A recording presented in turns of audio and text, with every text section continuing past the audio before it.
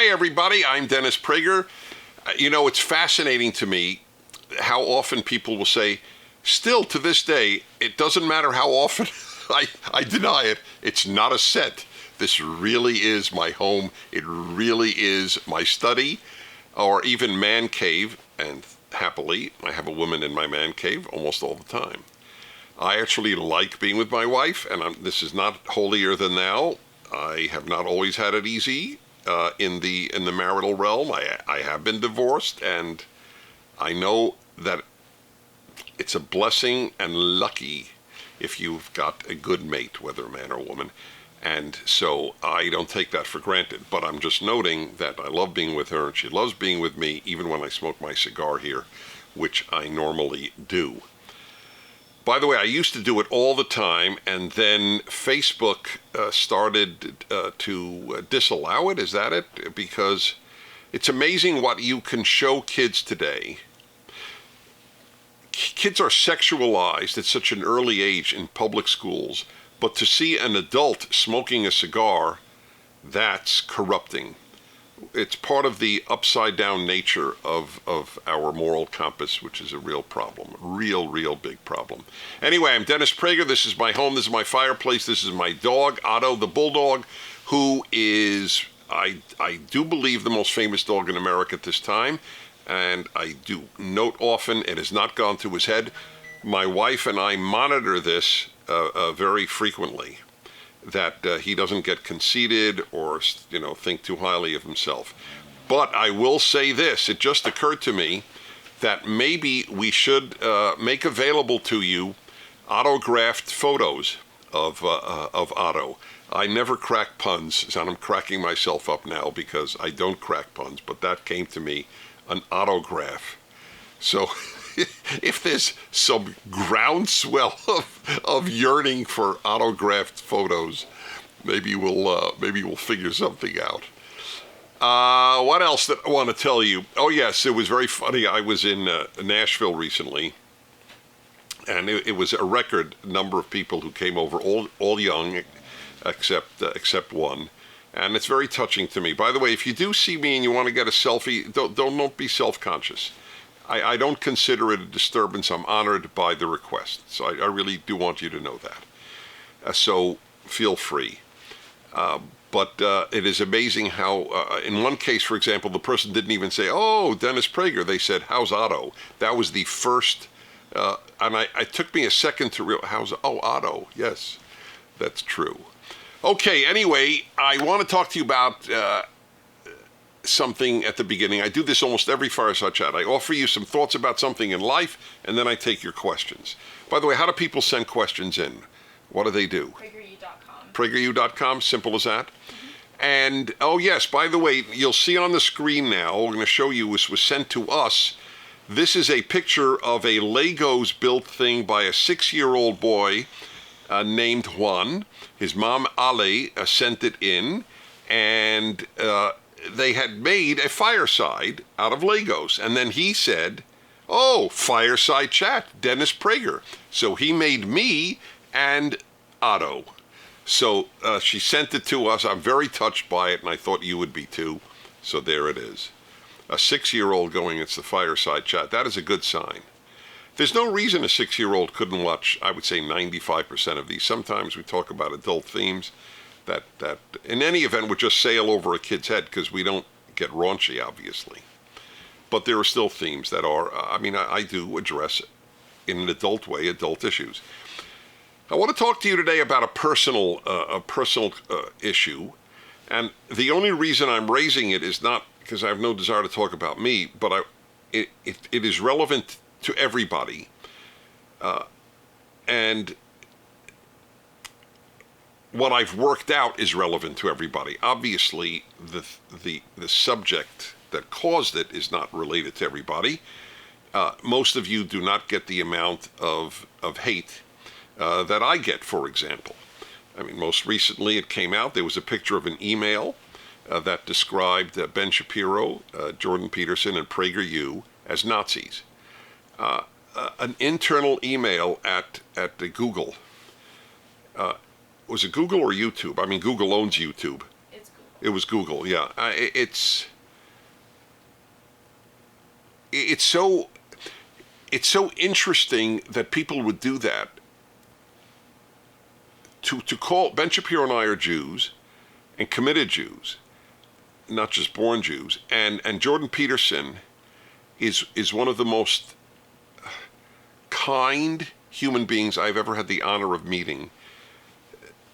And to label us with the worst label that really human language provides to us in terms of evil, this is what is done routinely on the left, not by liberals but by leftists. Liberals don't fight it, but they don't do it. This is done by people on the left. It's always been done that way. Stalin called Trotsky a fascist, and I always use that as the example. If you don't know who Stalin or Trotsky is, well, that's because American education doesn't teach much history, but you should know about that. In any event, that is their modus operandi. I have a theory as to why. I have a theory. Why would they call good people Nazis? So one reason is because they can't debate us. I would give a serious amount of money as a charitable contribution if the head of Google or YouTube wants to debate me. We could even debate, is Dennis Prager a Nazi? You choose the topic. But they never debate. You have no idea how many people on the left won't come on my radio show. And I always treat people I differ with respect. In fact, one professor who would not play with the Santa Monica Symphony Orchestra when I conducted the Santa Monica Symphony Orchestra, I conduct periodically.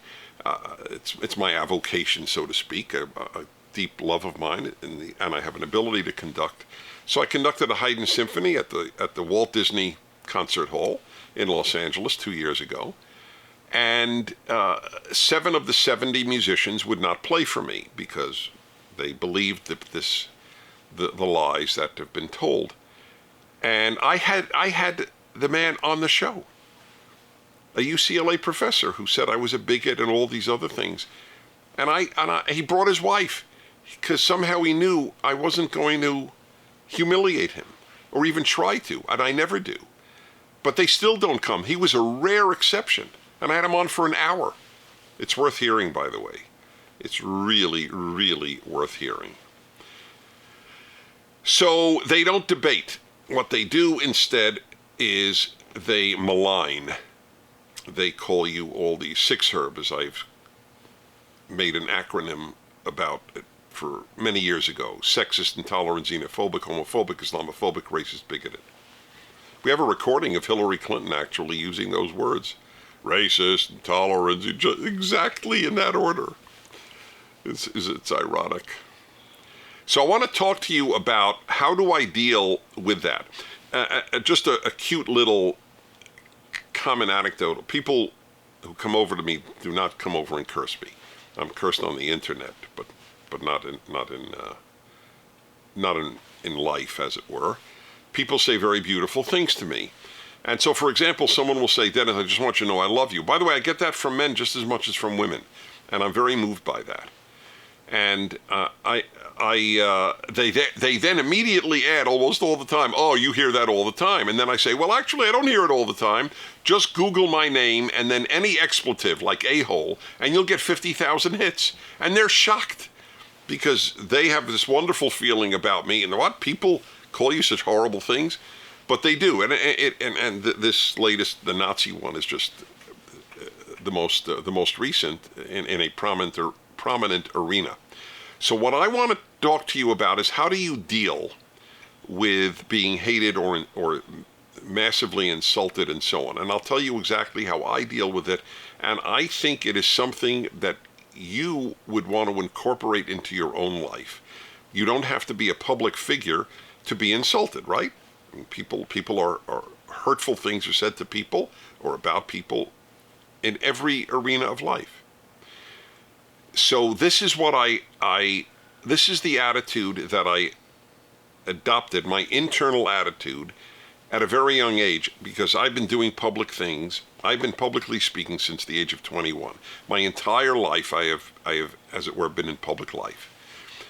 And I got feedback very early on both sides, positive and negative. So this is the phrase that I developed that has really stood me well.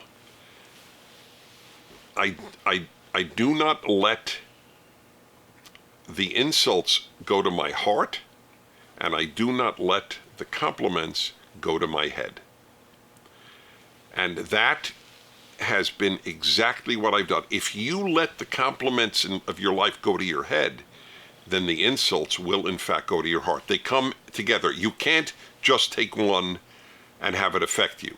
If one affects you, the other will affect you. So the person has to deal with that. Look, I am mind-centered. The person has to deal with life through their mind. If you deal through your heart, you'll just be in a permanent hurt. And you won't think clearly. It's great to feel. Robots don't feel. Humans feel. Feelings are beautiful, but they can't be guides. Maybe I should if I haven't done one, I should talk about feelings and the heart and how you can't let that guide you in life.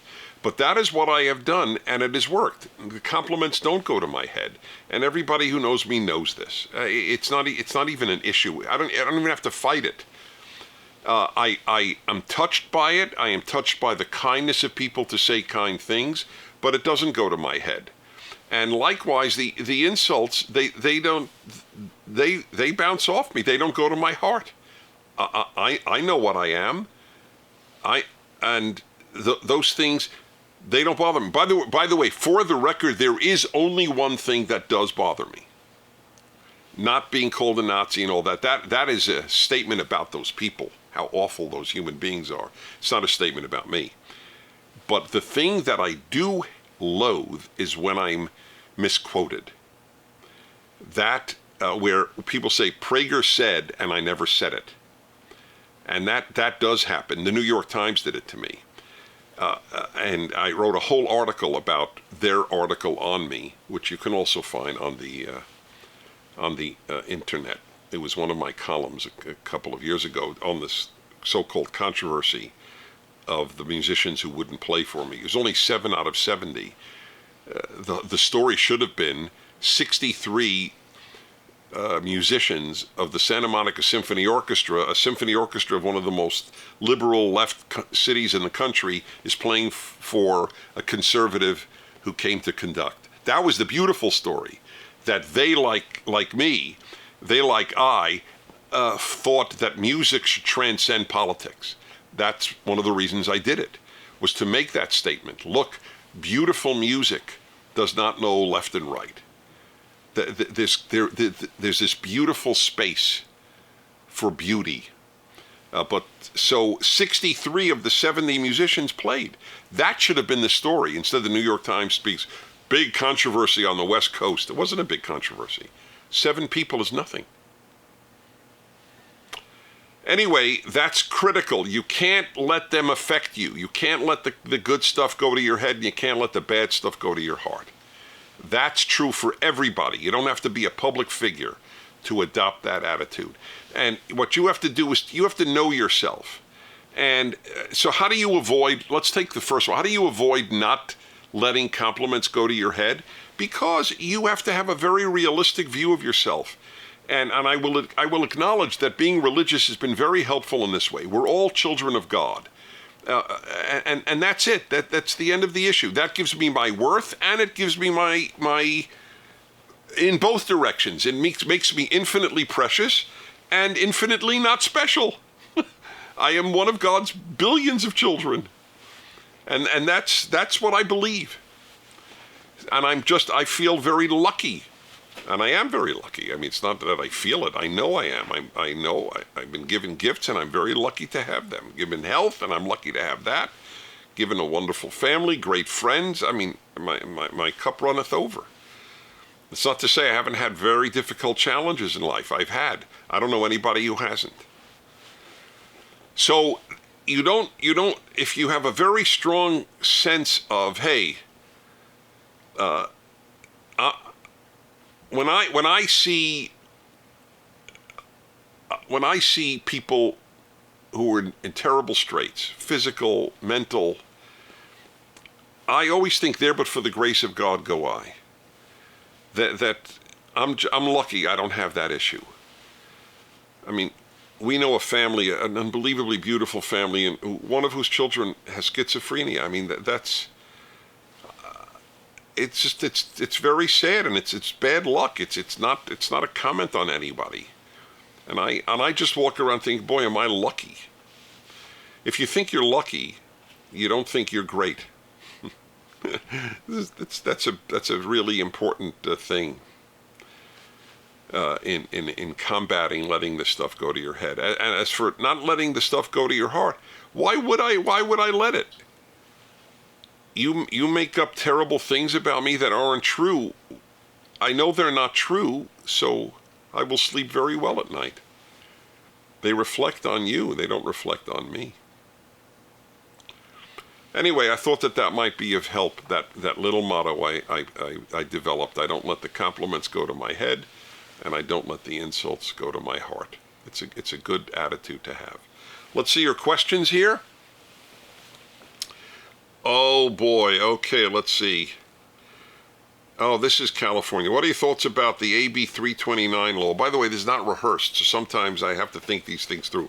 Gender identity and sex ed for children, effective starting the school year. That's in California. And what do you think is the best way to oppose it? What do you recommend parents, concerned adults do to fight back?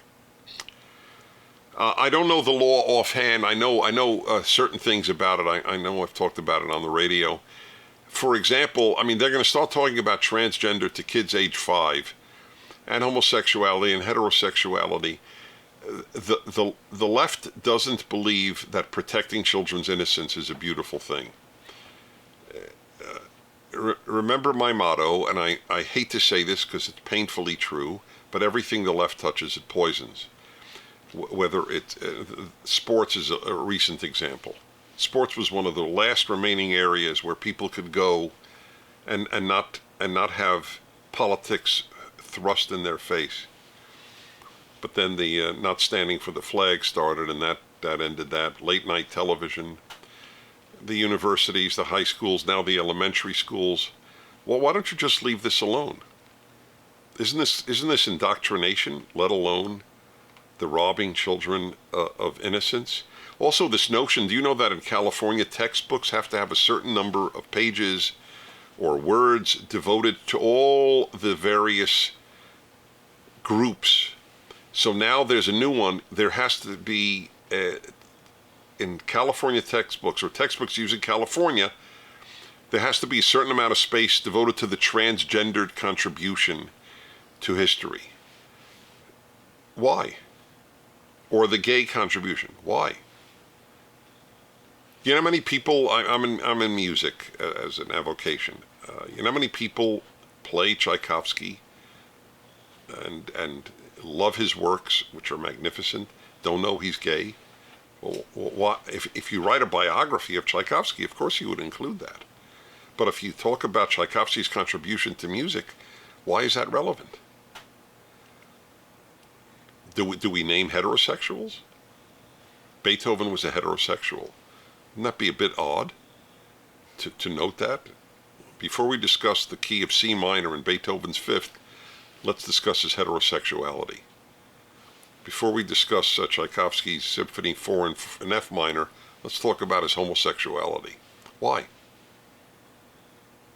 And transgender, I mean, do we really know? Most of the time one doesn't even know it. I mean, if people successfully transition to the other sex, they're known as the other sex.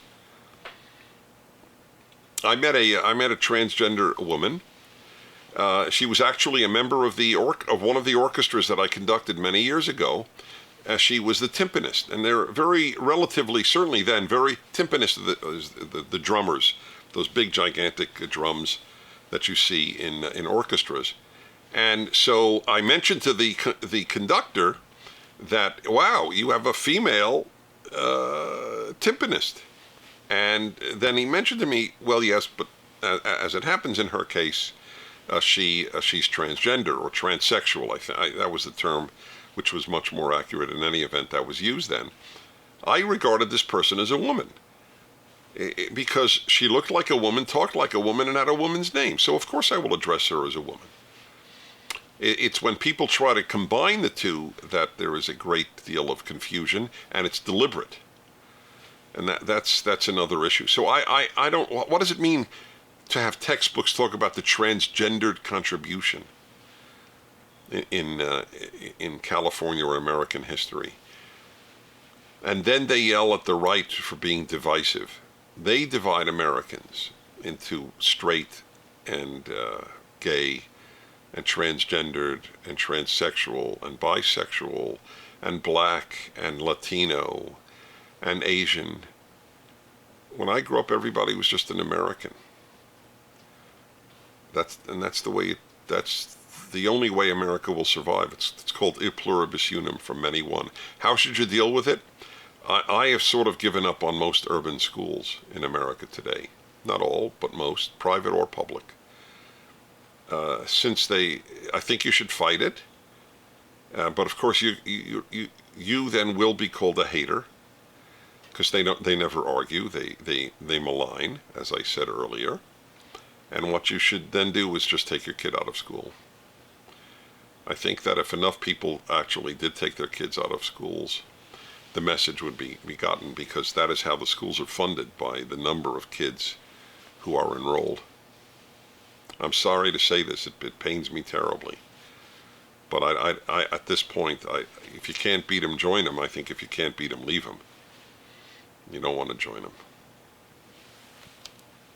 Then so you could have homeschooling. You can have go to another school that doesn't talk about transgender and heterosexuality and homosexuality and the like to 7-year-olds. Okay, so Wesley, 14 years old, West Valley City, Utah. Dear Dennis, my question is, what do you say to a friend who says you are too closed-minded to listen to another idea? I ask this because I have my value set and what I believe to be good. I don't want to risk my set values to be subjected to change. Thank you. Well, the truth is, you should, in fact.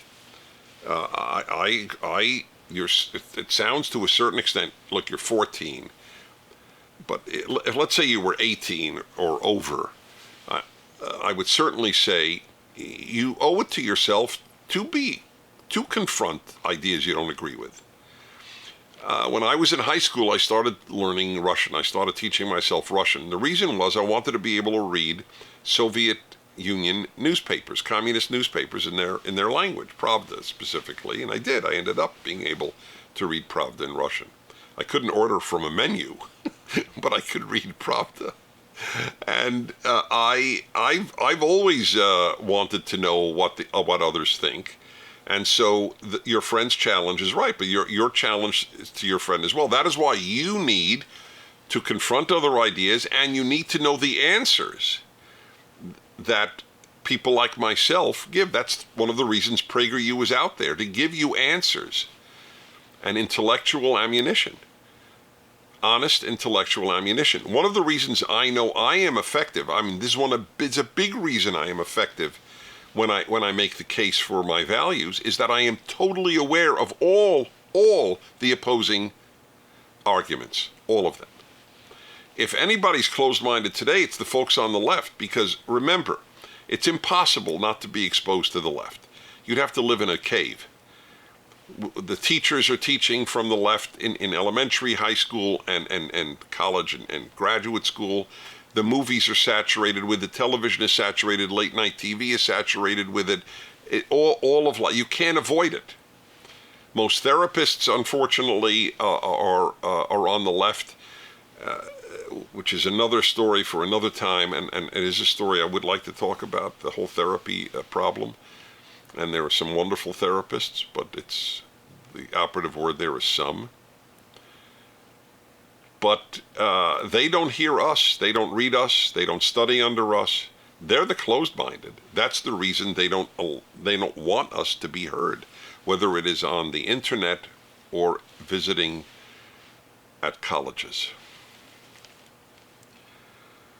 Okay, let's see here. All right, here's another one. It's a long one, but I'll read it to you. William, 36, Columbus, Ohio. I'm a Christian, a conservative, white male too. You're the lowest of the low, man. Woo. White male. You didn't mention heterosexual, but I'm sure that's true. From you would have mentioned it otherwise. So, Christian, conservative, white male. Teaching music in an affluent and progressive school. Most teachers and students are very vocal and forthcoming about their left-leaning views on abortion, hate, in quotes, speech, pro-LGBT related topics. I have been relatively quiet about my beliefs for fear of retaliation and even being fired if I don't refer to a student by their preferred pronoun. I have my first transgender student whom I've known for several years as a female and is now identifying as a male. How can I survive these circumstances, preserving my own values and imparting wisdom upon others for the next 20 years without losing my job? I don't know how you do it without losing your job. You could be the kindest person at the school, and then as soon as you would say, for example, as I do, utterly publicly, and there's a gay member of the board of directors of PragerU. My wife and I are godparents to a gay couple's children, but I am opposed to same-sex marriage. It has nothing to do with hate. Nothing, zero. If I hated, would I have a gay as a member of the board of directors of PragerU? Would I be a godfather to the children of a gay couple? There isn't a scintilla of hate in me for gay people. It's a disgusting, again, maligning accusation. I am for same-sex marriage because I do believe that the ideal is for a man and a woman to marry. That's my belief. What does it have to do with hate? It's my ideal that a child should be raised by a mother and father. So is that a hatred for single mothers who are raising children, or single fathers? Well, you got to be honest. If I have an ideal and you don't measure it, am I hating you? It's the ideal that you married once. I'm married more than once. I didn't live up to an ideal. Life didn't allow for it for whatever reason. I understand that. But I don't drop the ideal. The fact that there are people who don't live by an ideal doesn't mean you drop the ideal to make them feel good. You still love them. But I'm not going to drop the ideal. The ideal is that a man and a woman bond. That's my value. That's your value. But if you say that, you would be fired. I believe if you said that you believe that marriage should be defined as a man and a woman, you would be fired from the description you gave me. And then they will they'll fire you and yell at you for hate. That's the amazing thing. They'll at you for being closed-minded.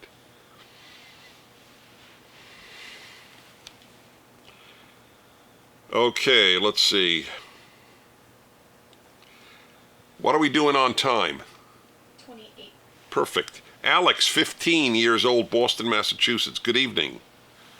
Why did he begin good evening? I guess he wrote it while he was evening. Oh, because the fireside suggests evening. Okay. Good evening. My summer started about a week ago, and I have been thinking of things to do. I started an exercise plan, and I am looking for a summer job. However, I'm trying to look for something meaningful to do. Do you have any recommendations? I do actually have a recommendation. Anything. You wrote it yourself, right? I am something. That's it. That is the ideal. Something. That will be, is Snoopy coming in? He very rarely makes an appearance. And he may not. And ladies and gentlemen, a rare moment here. You can't push a Basset Hound. They're more stubborn than the chair. Okay, well, if he comes by, we'll have him say hello to you. What do you think prompted his coming in? I guess I know why, because his mom is in here. Snoopy is the other dog. He is a little camera shy, and he helps Otto maintain his humility. It's a beautiful thing. All right, you're trying to look. Oh, there he is, ladies and gentlemen. At least this is backside. What are you going to do? Is he now licking? Is he licking, Otto? That is hilarious. This would go on all night, actually. Is he cleaning his ear? Yeah. Otto gets actually infected ears from this cleaning process. I think he rubs his ear skin off after a given time, but it is very beautiful. They do groom each other a great deal. Anyway, if you can concentrate on what I have to say while this goes on, you're better than me. But this is a really important question, and my last one. You're 15 years old and you're looking for something meaningful to do in the summer. There are not many meaningful jobs for 15-year-olds. That's just the way it is. You know what my first job was? Shoveling snow. Do you know what? It was as meaningful as anything I've done in my life because I worked for a living. That's meaningful. Any job I would take, if you end up at a McDonald's, that's meaningful because you will learn the meaning of work. You will learn the discipline of work. You will learn how to interact with people you may not, all of whom you may not like. That's incredibly meaningful. I rather you work at McDonald's than get a job at a law firm. You will learn much more about life at the McDonald's. So do anything legit, and that will be meaningful. That's the meaning. I got to get up and I got to do a great job. And whatever you do, do it the best. That's the key. A dear friend of mine is a rabbi, Michael Gottlieb. He's married. How long is Michael Gottlieb married now? About 30 years? Yeah, more than 30 years. And I've known them their whole life. Not their whole life, but I've known them since before they were married. It's a terrific couple, Michael and Jill Gottlieb. So the issue arose at a recent dinner, and he mentioned that he once asked her, would you love me if I weren't a rabbi, which is a prominent position? And she said, absolutely. He said, well, what if I were a milkman? She said, absolutely, providing you were the best milkman. That's the key in life, to be the best you can be at that job. So if you end up at McDonald's, I want you to serve with a smile, to work with your coworkers with a smile, to prepare everything as fast and as well as possible. That is a meaningful job. Good? Great. Great to be with you. I will be with you, God willing, next week. And I'd like to remind you to send in questions, watch the Prager videos, let people watch the Fireside Chats. They're very human and wonderful, and they're more than human, as you can see as well. See you next week. Thank you for watching. If you'd like to keep these Fireside Chats free, please do by donating to PragerU.